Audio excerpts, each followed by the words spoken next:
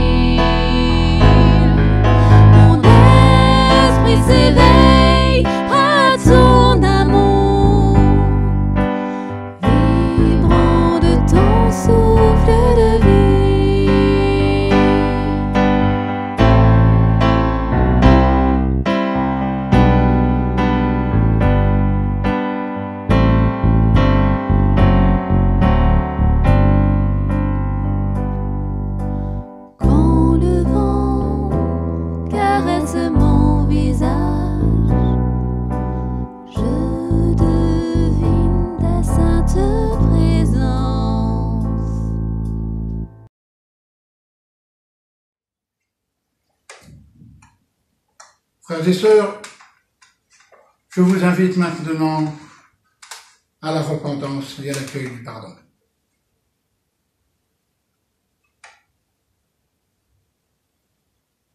J'ai passé tellement de temps à chercher ma route au lieu de marcher avec toi.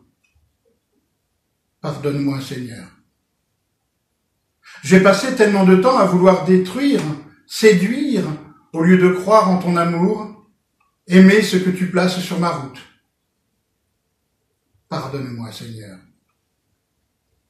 J'ai tellement passé de temps à fuir la nuit au lieu de dire « c'est toi ma lumière ». Pour cela, pardonne-moi, Seigneur. J'ai passé tellement de temps à chercher des sécurités au lieu de mettre ma main dans la tienne. Pardonne-moi, Seigneur. J'ai passé tellement de temps à prendre des résolutions sans pouvoir les tenir, au lieu de croire que tu veux, pour moi, une vie nouvelle. Pardonne-moi, Seigneur. Mais tu as dit que tu me rendais juste devant toi, juste gratuitement, dans ta grâce, par le moyen du rachat qui est en Jésus-Christ. Seigneur, je te crois. Et je te remercie pour l'œuvre de ton esprit, cet esprit que tu fais agir en moi. Car, frères et sœurs, recevoir le pardon de Dieu, c'est dire oui à la vie qu'il nous offre en Jésus-Christ. C'est dire oui à la vie tout entière. C'est accepter de mettre humblement devant Dieu le poids de nos soucis, de nos erreurs. Hier est passé, demain n'est pas encore là. Aujourd'hui, profite de la vie que Dieu te donne, car Dieu te pardonne en Jésus-Christ. Alors, qu'il te conduise à dire oui à la vie tout entière. Oui, jusqu'à la vie éternelle. Amen.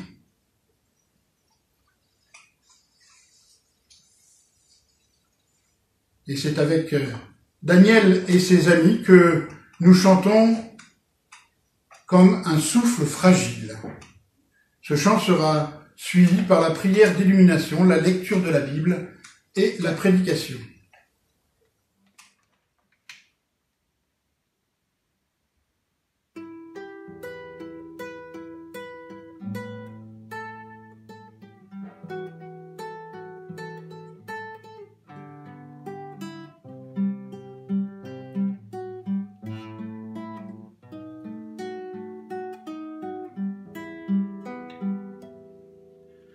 Comme un souffle fragile, ta parole se donne, comme un vase d'argile, ton amour nous façonne.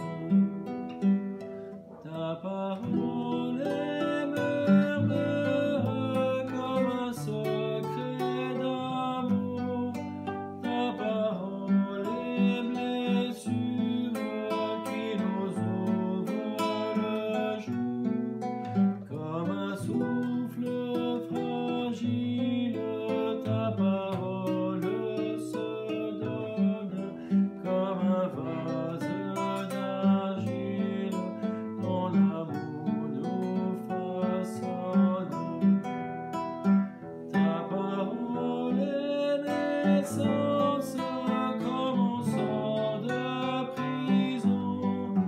Ta parole est semence qui promet la moisson. Comme un souffle fragile, ta parole se donne, comme un vase d'argile, ton amour nous façonne.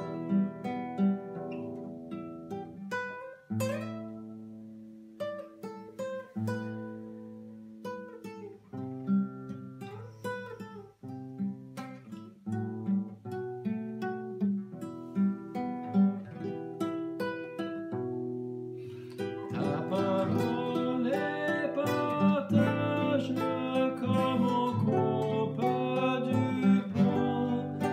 Ta parole est passage qui nous dit un chemin. Comme un souffle fragile, ta parole se donne, comme un vase d'argile, ton amour nous façonne.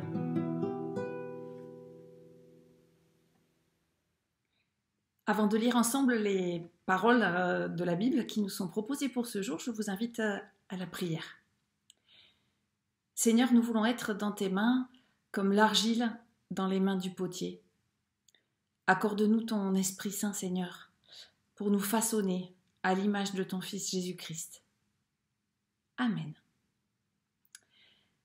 Les textes qui nous sont proposés aujourd'hui se trouvent dans le Nouveau Testament, les 3, mais j'en lirai que 2. Le premier se trouve d'abord dans la première épître de Pierre, au chapitre 2, normalement les versets 4 à 9, mais moi je ne vais lire que les versets 4 et 5 et le verset 9. Voici ce que dit l'apôtre. « Approchez-vous du Seigneur, la pierre vivante, rejetée par les êtres humains, mais choisie et précieuse aux yeux de Dieu. Laissez-vous bâtir, vous aussi, comme des pierres vivantes, pour construire un temple spirituel. Vous y formerez une communauté de prêtres appartenant à Dieu, vous lui offrirez des sacrifices spirituels qu'il accueillera avec bienveillance par Jésus-Christ. Mais vous, vous êtes la lignée choisie, la communauté royale de prêtres, la nation qui appartient à Dieu, le peuple qu'il a fait sien. Il vous a appelé à passer de l'obscurité à son admirable lumière, afin que vous alliez annoncer ses œuvres magnifiques. » Et puis ensuite, dans le livre des Actes, que nous suivons de manière assez régulière en ce moment, au chapitre 6, les versets 1 à 7. En ces jours-là, comme les disciples se multipliaient, les gens de langue grecque se mirent à maugréer contre les gens de langue hébraïque. Ils disaient que leurs veuves étaient négligées dans le service quotidien. Petite note d'explication, le service quotidien, c'était le service que mettaient déjà en place les Juifs à la synagogue, notre service d'entraide en fait aujourd'hui. Donc il y avait 2 types de services d'entraide, dont un qui était de partager des repas tous les jours. C'est sans doute à ce service-là que le livre des Actes fait allusion. Donc je reprends la lecture. Donc il y a les gens de langue grecque qui râlent contre les gens de langue hébraïque à l'intérieur de la communauté parce qu'ils disent que leurs veuves sont négligées lors de ce service. Les 12 convoquèrent alors la multitude des disciples et dirent « Il ne convient pas que nous délaissions la parole de Dieu pour servir aux tables. Choisissez plutôt parmi vous, frères, 7 hommes de qui l'on rende un bon témoignage, remplis d'esprit et de sagesse, et nous les chargerons de cela. Quant à nous, nous nous consacrerons assidûment à la prière et au service de la parole. » Ce discours plut à toute la multitude. Ils choisirent Étienne, homme plein de foi et d'Esprit Saint, Philippe, Procore, Nicanor, Timon, Parménas et Nicolas, prosélyte d'Antioche. Ils leur présentèrent aux apôtres qui, après avoir prié, leur imposèrent les mains. La parole de Dieu se répandait, le nombre des disciples se multipliait rapidement à Jérusalem et une grande foule de prêtres obéissait à la foi.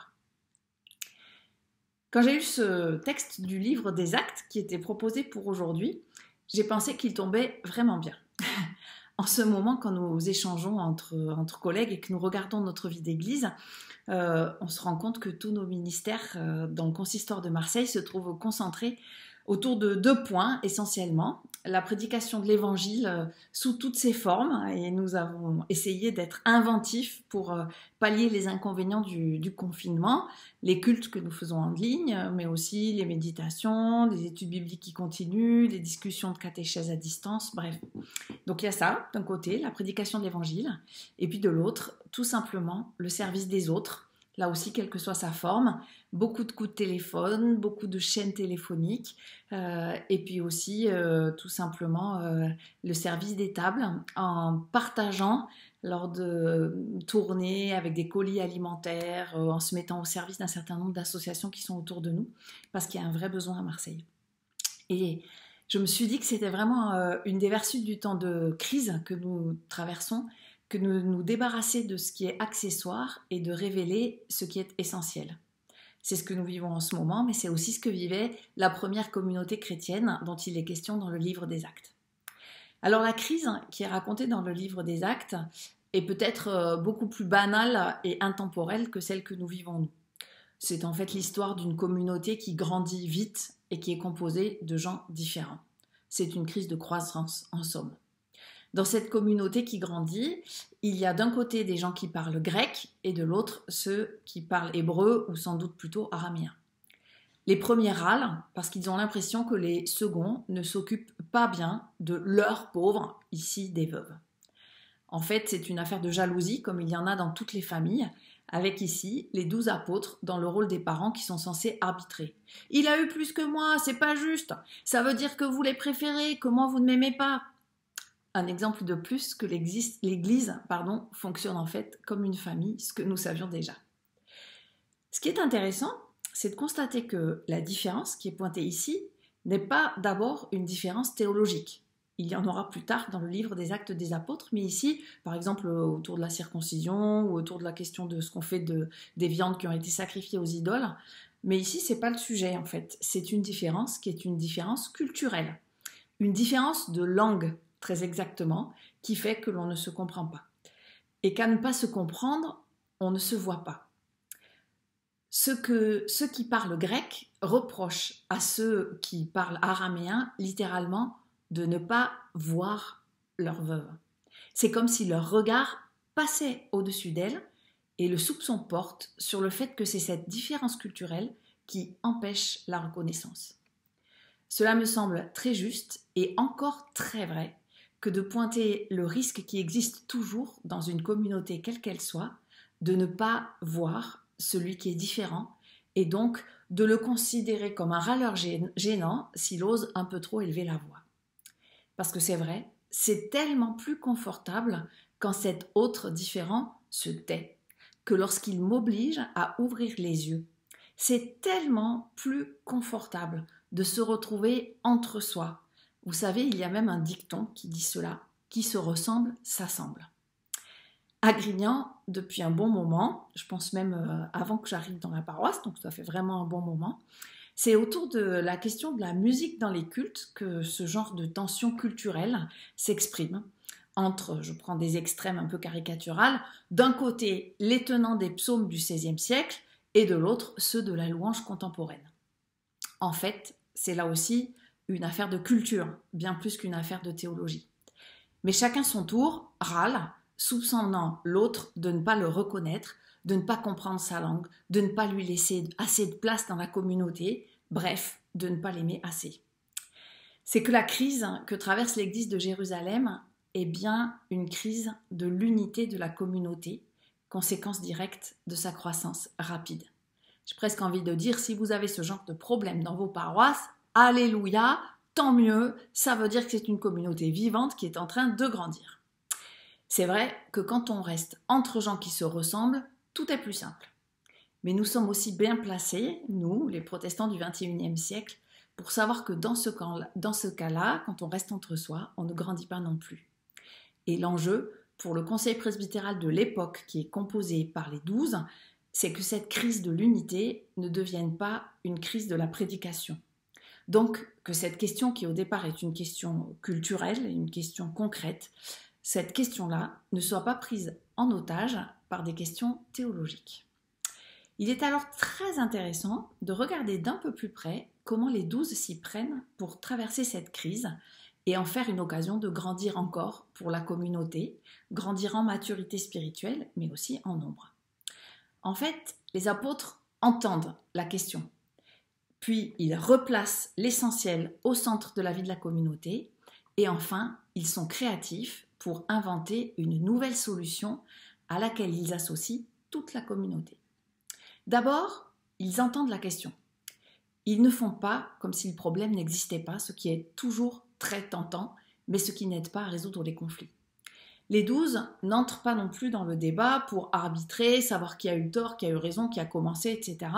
Et tant mieux, parce que dans ces circonstances, on est toujours à deux doigts de ce que j'appellerais une argumentation un petit peu pharisienne, où chacun va chercher des arguments théologicaux, historiques, ce qu'on veut, pour en fait justifier sa position et surtout juger celle des autres. Et quand on part dans ce type de discussion, ça fait rarement aider la communauté, grandir la communauté en unité. Ensuite, une fois qu'ils ont reconnu et identifié le problème, donc ils ne se perdent pas dans les débats, mais ils rappellent ces 12 de manière assez claire où est l'essentiel, et ils le font par 2 fois, au verset 2 et au verset 4. Il ne convient pas que nous délaissions la parole de Dieu pour servir aux tables. C'est la première fois que c'est posé. Puis la seconde, nous consacrerons assidûment à la prière et au service de la parole. L'essentiel, dit ce texte, ce qui fait grandir et avancer la communauté, c'est littéralement le service de la parole, la prière et l'enseignement des Écritures. Ça, c'est le ciment incontestable de la vie communautaire chrétienne.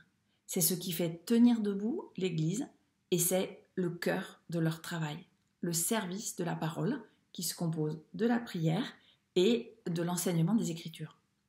Cela ne signifie pas que le reste de la vie communautaire est sans importance ou sans lien avec ce service de la parole. Mais cela signifie que tout le reste est une conséquence de ce service de la parole qui doit rester premier. Le reste n'est pas secondaire, mais il est second.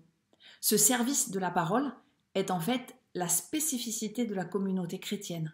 Si elle s'arrête de rendre ce service, alors personne ne le rendra à sa place et l'Église elle-même disparaîtra. Alors que dans un autre sens, les autres services d'entraide, par exemple, de mise en relation, d'enseignement, qui peuvent en découler au sein de la communauté, peuvent aussi tout à fait être assurés dans un autre cadre. Par exemple, je vous l'ai dit tout à l'heure, le service des tables, le service quotidien, était assuré exactement de la même manière par les synagogues. Je me réjouis, à vrai dire, que la crise que nous traversons ait le même effet. Beaucoup d'entre vous redécouvrent combien la méditation personnelle de la Bible et la prière sont au cœur de la foi chrétienne, avec ou sans les autres, avec ou sans temple pour se réunir, et surtout, quelle que soit notre culture d'origine. Et dans le même temps, je dois reconnaître que nous n'avons jamais été aussi nombreux à mettre ce que j'appellerais les mains dans le cambouis d'une aide bien concrète autour de nous. Troisième élément de ce que font les apôtres, ils sont créatifs. Ils inventent une nouvelle solution à laquelle ils associent l'ensemble de la communauté. Ils ne consultent pas 3 synodes ni aucun traité théologique savant. Ils ne lisent même pas les Écritures. Non, ils regardent la communauté qui est sous leurs yeux et ils lui confient la responsabilité de discerner en son sein un nouveau ministère qui sera complémentaire de ce qui existe déjà. La solution n'est pas ailleurs que là, sous leurs yeux et sous leur nez. Les 12 inventent en fait le travail d'équipe et la répartition des tâches. Ils inventent la co-construction et la subsidiarité, c'est-à-dire la capacité de trouver les meilleures solutions au plus près du terrain. Les apôtres proposent au début, oui, ils instituent à la fin, c'est eux qui vont reconnaître les 7, mais entre les deux, c'est bien la communauté qui réfléchit et qui discerne en son sein une nouvelle équipe qui sera d'ailleurs à l'image de cette communauté, y compris avec Nicolas, ce petit nouveau prosélyte qui est originaire d'Antioche. Les apôtres assument le leadership, mais ils reconnaissent qu'ils ne sont pas propriétaires du Saint-Esprit et que celui-ci souffle sur l'ensemble de ceux qui suivent le Christ. C'est un bel exemple, je trouve, d'une autorité humble qui se veut doublement au service de la parole d'une part, au service de la communauté d'autre part, et qui, ce faisant, permet à tous de grandir. Car nous voyons bien, dans ces quelques versets du chapitre 6 du livre des Actes, nous voyons bien que les deux croissances, celle de l'Évangile et celle de la communauté, sont intimement liées. Et c'est bien là, d'ailleurs, il me semble, un des enjeux importants de ce passage. En fait, quand ils organisent l'Église, les apôtres prêchent l'Évangile en actes. Ils l'incarnent. Et à contrario, c'est aussi pour cela qu'ils ne peuvent se permettre qu'il y ait une division au sein de la communauté, parce que cette division viendrait ipso facto menacer la fiabilité de la parole de Dieu. Comme le fait d'être rempli d'esprit et de sagesse pour les futurs diacres s'illustre aussi dans ce que leur vie montre, puisqu'il faut qu'ils aient un bon témoignage, qu'on rende un bon témoignage à leur sujet. En fait, la parole et l'action sont indissociablement liées dans la prédication. Ce texte installe une complémentarité des ministères et il renforce l'unité profonde qui existe entre la parole prêchée et l'engagement, à condition que l'un soit toujours au service de l'autre et vice-versa. Il n'y a pas d'opposition entre d'un côté les 12 apôtres et les 7 qui seront chargés du service des tables. Au contraire, le livre des Actes s'amuse à nous montrer par exemple que le Saint-Esprit est tout aussi nécessaire aux uns qu'aux autres, et qu'Étienne et Philippe, qui sont en fait nommés pour le service des tables, vont s'empresser d'aller prêcher à la première occasion, juste dans le chapitre qui suit. Servir Dieu et servir son prochain avancent ensemble, à la suite d'un Christ qui lui-même s'est fait serviteur de l'humanité tout entière. La prédication et la diaconie sont indissociablement liées, parce que l'annonce de l'Évangile est d'abord un service rendu, une nourriture donnée, mais aussi parce que le service des autres est en soi une prédication en acte. Une Église qui ne se préoccuperait pas de ce dont les humains ont vraiment soif et faim ne pourrait pas prêcher l'Évangile. Mais une œuvre diaconale, puisqu'en France la loi de 1905 nous oblige à séparer les deux de manière tout à fait artificielle, donc une œuvre diaconale, une association qui oublierait de nourrir son action par la prière et par la lecture des Écritures, risque très vite d'être au service de puissances qui n'ont rien à voir avec l'Évangile. Et mes presque 25 ans de ministère m'ont fait accumuler un certain nombre d'exemples qui montrent que assez vite, là comme ailleurs, c'est le pouvoir, c'est la politique, c'est l'argent qui sont bien placés dans la liste de ces puissances qui prennent la place que devrait avoir Dieu. Alors voilà, la croissance spirituelle et numérique de la communauté s'enracine dans un partage qui est toujours double, le partage de la parole et du pain. Et l'on ne saurait se priver de l'un des deux sans risquer de trahir profondément l'évangile annoncé par le Christ. Parce qu'en lui, la parole s'est incarnée. Elle est devenue pour nous nourriture, mais aussi parce que lui s'est soucié très concrètement de ce qui empêchait ses contemporains de vivre et que cela faisait partie intégrante de sa prédication. L'unité de la communauté se fait autour de la table où les deux se partagent dans un même mouvement. Parce qu'une communauté qui se nourrit de la sorte est un corps vivant qui continue à grandir. Souvent, nous les églises, nous pouvons avoir tendance à oublier cette évidence que le pain que nous partageons n'est pas seulement un pain symbolique de la présence du Christ, mais que ce Christ que nous confessons se rencontre aussi vraiment dans le service du pauvre. C'est ce que Dieu nous donne à vivre en ce moment. Nous ne pouvons plus nous réunir et partager la scène, et cela nous manque à tous, bien sûr. Nous ne sommes pas non plus entrés dans d'éternels débats qui se déversent en ce moment sur les réseaux sociaux, en particulier entre les pasteurs, pour savoir si une scène virtuelle, c'est-à-dire chacun derrière son ordinateur avec son petit bout de pain et son gobelet, est-ce qu'une scène virtuelle est vraiment valable, et si oui, à quelles conditions? C'est des débats théologiques sans fin. Ici, sur le consistoire, je crois que nous avons décidé de ne pas avoir le temps pour ce type de débat ou de rite, parce que, en fait, nous avons autre chose à faire. Nous avons des coups de fil à passer pour nous accompagner les uns les autres. Nous avons des caisses de produits alimentaires à partager, des armoires solidaires à remplir. Nous avons le souci des uns des autres. En ce moment, il me semble que c'est ainsi que nous communions ensemble et avec le monde au nom du Christ, en prenant soin les uns des autres et de multiples façons.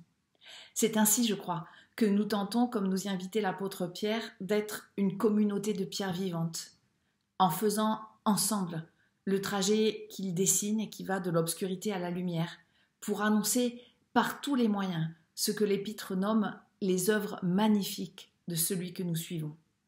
Je crois que c'est cela qui fait grandir notre foi, mais qui fait aussi grandir notre Église. Amen. Et je vous invite à prendre quelques instants de silence pour poursuivre la réflexion autour des paroles que je viens de partager.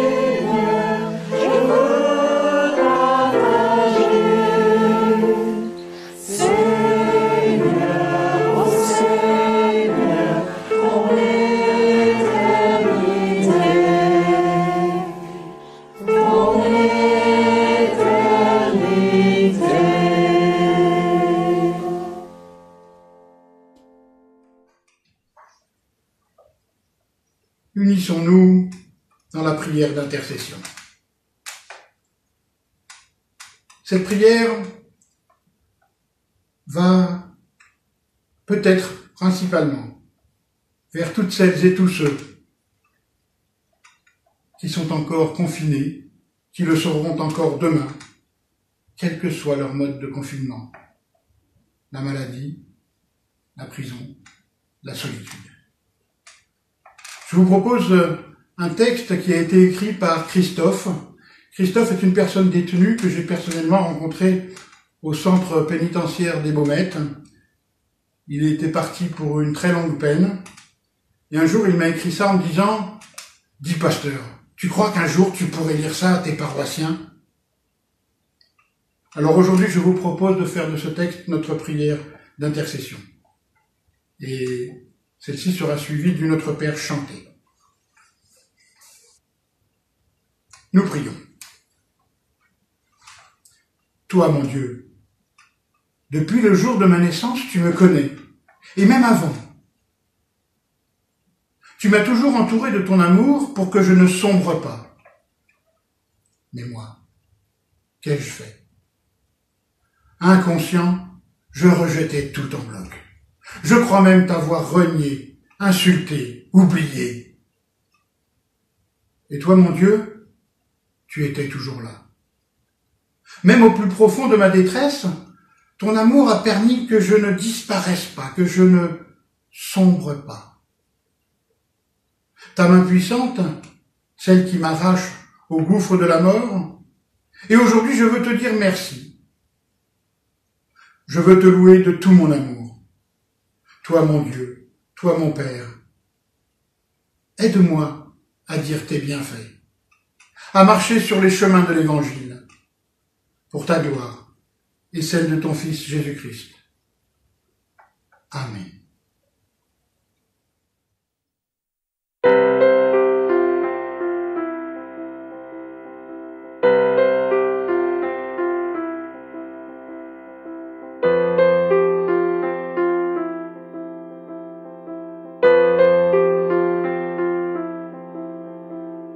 Notre Père qui es aux cieux, que ton nom soit sanctifié, que ton règne vienne, que ta volonté soit faite sur la terre comme au ciel. Donne-nous aujourd'hui notre pain de ce jour.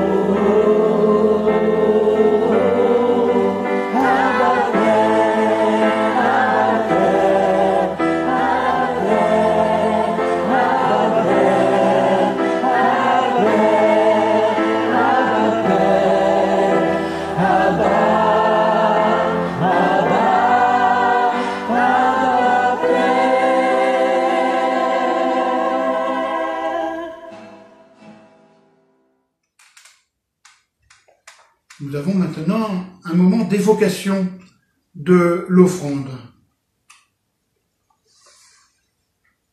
Parce que le partage, c'est aussi cela.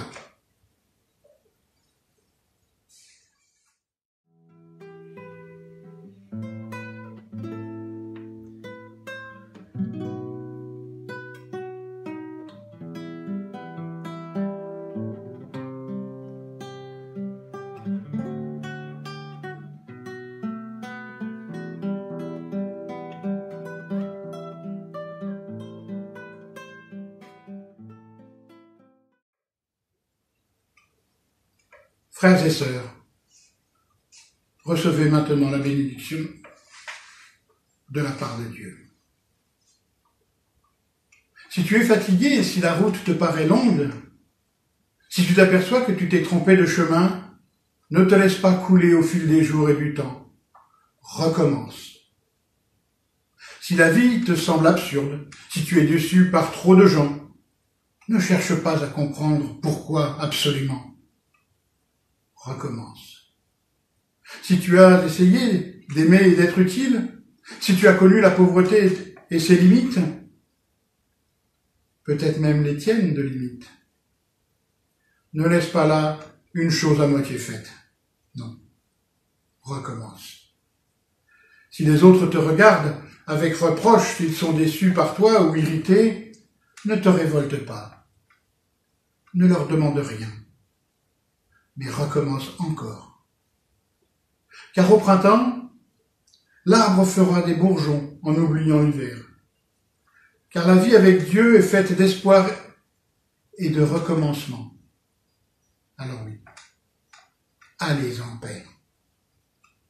Laissez-vous surprendre par Dieu qui, même dans nos pires difficultés, ne nous abandonne jamais. Accompagnez Jésus comme votre compagnon de route, et le Saint-Esprit tracera vos chemins avec vous. Vois, le Seigneur pose son regard sur toi, il t'accueille, il te dit qu'il t'écoute, qu'il t'aime, qu'il t'accompagne. Amen. Nous terminerons ce temps de culte guidé par Samuel et Elsa pour chanter « Que l'Éternel te bénisse ». Je vous souhaite un bon dimanche.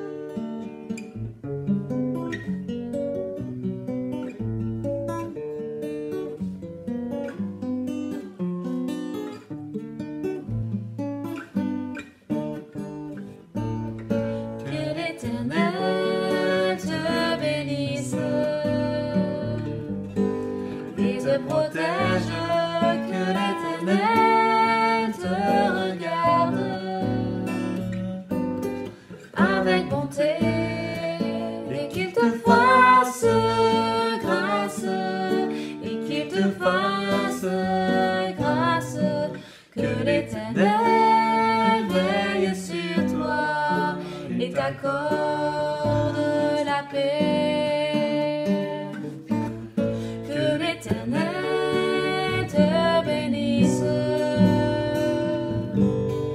et te protège.